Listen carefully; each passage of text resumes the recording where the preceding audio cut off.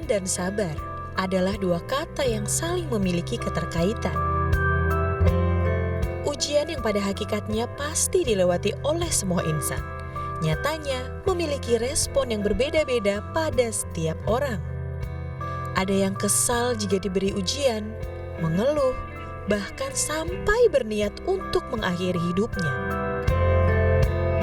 Sebuah pelajaran dapat kita ambil dari sekitar kita.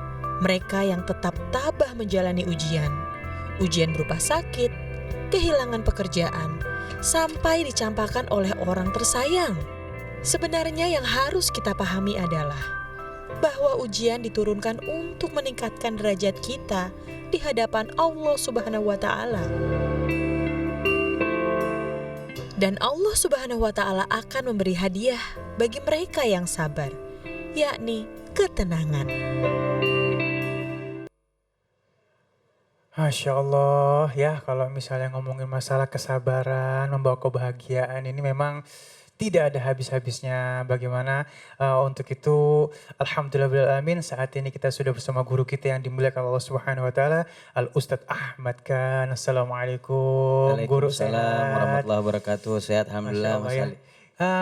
Orang tua Ali pernah bilang nih guru, kalau misalnya satu keluarga ada yang diuji sakit, itu artinya yang lainnya dapat ujian untuk bantu ngobatin gitu katanya gitu ya. Jangan ditinggalin ya Betul. Allah. Nah ini guru mohon ilmunya gimana untuk menyikapi ini guru. Bismillahirrahmanirrahim. Alhamdulillahirabbil alamin wal akibatu lil muttaqin wala udwana illa alal zalimin. Wassalatu wassalamu ala asyrafil anbiya'i wal mursalin sayyidina wa maulana Muhammadin wa ala alihi wa sahbihi ajmain wa ba'du. Segenap jamaah Cahaya Hati Indonesia yang dirahmati oleh Allah Subhanahu wa Ta'ala, ketika manusia diberikan ujian oleh Allah Subhanahu wa Ta'ala, maka sudah sepantasnya kita untuk bersabar atas ujian yang diberikan oleh Allah Subhanahu wa Ta'ala kepada kita. Karena ternyata kalau kita perhatikan dan kita hitung-hitung ujian yang Allah berikan kepada kita, ternyata tidak lebih banyak dari kenikmatan yang Allah kasih kepada kita. Sehingga kita bisa lebih menerima dengan ujian yang Allah berikan. Makanya Allah katakan di dalam Al-Quran, wa in ta'uddu ni'matallah la tuhsuha.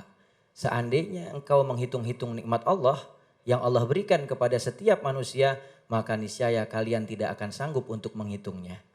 Tetapi di saat kita diberikan ujian oleh Allah, maka jari-jari kita masih sanggup untuk menghitung ujian yang Allah berikan kepada kita. Sekarang kalau kita bandingkan jumlah ujian yang Allah berikan dengan jumlah nikmat yang Allah kasih kepada kita, maka berbanding jauh sekali. Maka kita harus selalu melihat nikmat yang Allah berikan sehingga kita banyak bersyukur dan melihat ujian yang Allah berikan dengan kenikmatan yang Allah berikan tidak berbanding sama sekali. Dan ini adalah sesuatu yang memang diajarkan oleh baginda Rasul Nabi Muhammad SAW. Kata Rasulullah, as-sabru diya wa sawabuhul jannah. Sabar itu adalah cahaya yang terang benderang dan balasan yang pantas buat orang yang sabar hanyalah surganya Allah Subhanahu wa Ta'ala. Makanya sabar nggak ada batasnya. Dan sabar ini adalah sifat yang sangat mulia yang sampai dikatakan bahwasanya laukana sabru rojulan lakana rojulan kadiman. Seandainya sifat sabar adalah seseorang pemuda, maka digambarkan sebagai seorang pemuda yang tampan, yang memiliki postur tubuh yang profesional, ya. Dia punya pandangan itu indah, menarik. Kenapa? Karena sabar ini sifatnya para nabi dan rasul, sehingga tidak diberikan oleh Allah Subhanahu wa Ta'ala kecuali kepada orang-orang yang khusus. Makanya sabar kalau kata syair dikatakan as-sabru murrun madzakuhu lakin awakibuhu ahla minal asali. Sabar itu memang pahit banget rasanya, tetapi nanti tunggu deh akhirnya. Balasan dari Allah adalah rasanya lebih manis daripada madu. Kalau kita perhatikan dari video yang tadi kita saksikan, ini salah satu bentuk sabar yang dianjurkan. Karena Bang Ali, sabar itu terbagi 3. Di dalam kitab Akhlaqul Banin yang dikarang oleh Syekh Umar bin Ahmad Baraja, dijelaskan bahwasanya as-sabru tanqasimu ila salasati aqsam. Sabar terbagi menjadi 3 bagian. Yang pertama as-sabru ala ta'at. Sabar ketika kita melaksanakan ibadah kepada Allah. Yang kedua, wasabru anil ma'asi, sabar dari perkara maksiat. Ketika kita diajak syaitan, dibisikkan untuk melakukan perbuatan dosa dan kemaksiatan, maka kita bersabar untuk meninggalkannya, untuk tidak melakukannya. Maka ini juga bentuk sabar. Wa huwa afdoluha, dan sabar dari mengerjakan kemaksiatan ini, menjauhi dan menghindarinya, ini paling afdolnya sabar. Dan yang terakhir, yang ketiga, kata ulama, wasabru alal musibah, sabar ketika ditimpa musibah. Jadi semua manusia ini pasti bakal diuji oleh Allah Subhanahu wa taala. Coba kita lihat bagaimana kisahnya Nabi Allah Ayub alaihissalam. Di dalam Al-Qur'an dijelaskan oleh Allah Subhanahu wa taala. Begitu juga diterangkan di dalam kitab Syarah Uqudul-Jen fi Bayani Huquqi Zaujain yang dikarang oleh Imam Nawawi tentang kisah sabarnya Nabi Allah Ayub alaihissalam. Nabi Allah Ayub alaihissalam adalah salah seorang nabinya Allah Subhanahu wa taala yang dikisahkan beliau ini diberikan oleh Allah Subhanahu wa taala limpahan karunia yang begitu besar. Memiliki ternak-ternak yang bermacam-macam jenisnya. Beliau ini punya ternak sapi, ternak kambing, ternak onta, sampai ternak gajah. Beliau punya ternak gajah, kekayaannya begitu banyak, hartanya melimpah. Dia punya anak keturunan yang cantik dan tampan. Dia punya pendamping hidup, bahkan memiliki budak, 500 budak. Setiap budaknya itu memiliki satu kebun ataupun ladang yang digarap, dan itu semua milik daripada Nabi Allah Ayub alaihissalam. Tetapi Nabi Allah Ayub alaihissalam walaupun diberikan kekayaan yang itu banyak oleh Allah, tetapi beliau tidak lupa dari mengingat Allah. Dan kesemua harta yang diberikan oleh Allah kepada Nabi Ayub gak menyebabkan Nabi Ayub meninggalkan ibadah. Coba jamaah sekalian yang dirahmati oleh Allah Subhanahu wa taala, seandainya kita dikasih nikmat sama Allah Subhanahu wa taala, pasti kita akan lupa dari mengingat Allah. Tetapi perhatikan, Nabi Ayub alaihissalam ketika dikasih banyak harta yang melimpah oleh Allah Subhanahu wa taala tetap beribadah, tidak lupa kepada Allah. Akhirnya karena hasutnya iblis datang kepada Allah, ya Allah, itu Ayub bisa begitu kan karena hartanya banyak. Makanya rajin ibadah. Coba kalau dikasih ujian, dikasih penyakit, dikasih musibah, ambil nikmatnya, kira-kira dia masih ibadah apa enggak? Akhirnya Allah berikan izin kepada iblis. Iblis, silahkan. Engkau mau lakukan apa? Engkau mau menguji Ayub seperti apa, silahkan. Akhirnya iblis meminta izin kepada Allah untuk mengambil hartanya Nabi Allah Ayub. Akhirnya ternaknya sakit, pada mati semua Bang Ali. Ketika ternak habis, datang kabar kepada Nabi Allah Ayub. Nabi Ayub bilang, inna lillahi wa inna ilaihi rajiun. Kita semua dapat nikmat dari Allah, kembali kepada Allah. Tetap ibadah. Iblis makin gedek.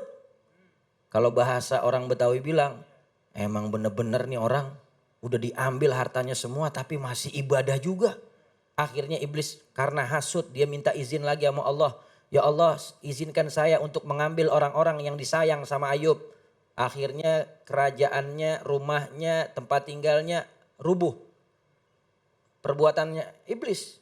Meninggal semua tuh orang yang dicinta, yang disayang. Tapi Nabi Ayub tetap beribadah kepada Allah Subhanahu wa taala. Udah bingung lagi nih. Semua udah diambil, ya, diuji sama Allah Subhanahu wa taala karena hasutnya iblis, karena dengki. Akhirnya iblis datang lagi. Ya Allah, tolong saya minta izin untuk apa? Untuk dirinya Nabi Ayub. Karena sebenarnya dirinya para nabi itu maksum, dijaga oleh Allah Subhanahu wa taala. Enggak bisa iblis deketin. Tapi karena dia izin kepada Allah, Allah berikan izin. Ketika Nabi Allah Ayub sedang sujud di dalam sholatnya, iblis meniupkan udara dari mulutnya iblis masuk ke lewat hidungnya Nabi Allah Ayub, dan akhirnya Nabi Ayub merasakan penyakit gatal di tubuhnya. Akhirnya Nabi Ayub tetap ibadah juga sama Allah. Enggak bergerak dan berkurang sedikit pun dari kualitas ibadahnya kepada Allah Subhanahu wa taala. Sampai akhirnya iblis menyerah. Dan setelah itu Nabi Ayub alaihissalam diberikan kesehatan dan kesembuhan dari apa yang diujikan oleh Allah Subhanahu wa taala, bahkan dikembalikan hartanya lebih daripada sebelumnya. Padahal Nabi Ayub kalau kita perhatiin hartanya diambil. Orang yang dia cinta diambil. Sampai semua orang yang bersama dia menjauhkan dia. Diasingkan dari tempat tinggalnya. Gak punya siapa-siapa, cuma punya Allah Subhanahu wa ta'ala. Tetapi ketika dia sabar, ketika dia berusaha untuk terus mendekatkan diri kepada Allah, maka Allah kembalikan ke semuanya seperti semula. Bahkan ahsana makana ya'malu, lebih utama dari sebelumnya. Makanya kalau kita lihat ujian-ujian yang ada di dunia ini, kalau kita bandingkan dengan ujian Nabi Ayub nggak seberapa. Makanya kita mesti lihat kepada bagaimana perjalanannya para nabi dan rasul. Kan Allah sudah katakan dalam Al-Quran, linusabbitu bihi fuadak. Tujuan Allah memperlihatkan bagaimana kisah-kisah para nabi dan rasul dan orang-orang soleh dalam Al-Quran untuk menambah keimanan kita kepada Allah Subhanahu wa taala. Ujian penyakit ini luar biasa. Enggak semua orang bisa apa? Bisa menerima. Iya. Bahkan ada di antara mereka yang sampai putus asa dan bunuh diri. Na'udzubillah min Zalik. dzalik. Dengan sedikit lagi ini waktu tinggal sedikit banget nih guru. Mohon kasih masukan nih guru buat teman-teman semua yang saat ini mungkin keluarganya ada yang sakit dan dia artinya punya kewajiban untuk ngurusin Iya. orang yang sakit ini guru, silakan. Jadi bicara masalah kewajiban bukan cuman saudara. Sesama muslim saja kalau ada yang sakit, Nabi katakan iyadatul marid, menjenguk orang yang sakit, menggembirakan hati mereka, itu juga termasuk daripada kewajiban sama muslim. Iya. Apalagi kalau yang sakitnya keluarga kita. Maka kita harus perhatikan, kita harus bantu dia, kita harus jaga, kita rawat. Itu juga bentuk ujian dari Allah Subhanahu wa taala. Karena kata Nabi Muhammad, ketika ada seorang hamba yang dia tidak punya amal soleh yang banyak buat menggugurkan dosanya, maka Allah berikan penyakit kepada dia untuk menghapus semua dosa-dosanya. Ketika dia kembali kepada Allah, sudah bersih daripada kesalahan dan dosa. Masya Allah. Masya Allah. Ya baik ya, dan sekarang kita kasih kesempatan buat jamaah yang ada di studio untuk bertanya, silakan Umi. Bismillahirrahmanirrahim. Assalamualaikum warahmatullahi wabarakatuh. Waalaikumsalam warahmatullahi wabarakatuh. Nama saya Umi Neni dari Majelis Talim Al-Furqaniyah Cikarang Utara. Ustaz, saya mau bertanya. Terkadang kita punya anak Ustaz ya, dia emosi kepada kita sebagai orang tua. Nah, karena anak kita emosi, ya kita sebagai orang tua tentu saja kita marah, kita memakinya. Tapi akhirnya kita juga menyadari, menyesal lah gitu ya, setelah memaki, memarahi anak kita yang emosi. Nah, bagaimana Ustadz cara menghindarinya agar kita ini orang tua dapat terselamatkan lah, jangan sampai emosi kita ini menjadi dosa. Mungkin cukup sekian pertanyaan saya Ustadz. Assalamualaikum warahmatullahi wabarakatuh. Assalamualaikum warahmatullahi wabarakatuh. Guru Ali pernah bilang ujian yang terberat itu adalah apabila kita diuji sama orang-orang yang kita cintai. Anak, istri, keluarga, aduh itu paling berat itu. Berat banget. Baik silakan Guru. Jadi ketika kita diuji oleh anak, anak ini juga ujian dari Allah Subhanahu wa taala. Ya Bu ya. Jadi kita kan semua punya anak. Anak itu ujian dari Allah. Innama amwalukum wa auladukum fitnatun lakum fahdharuha.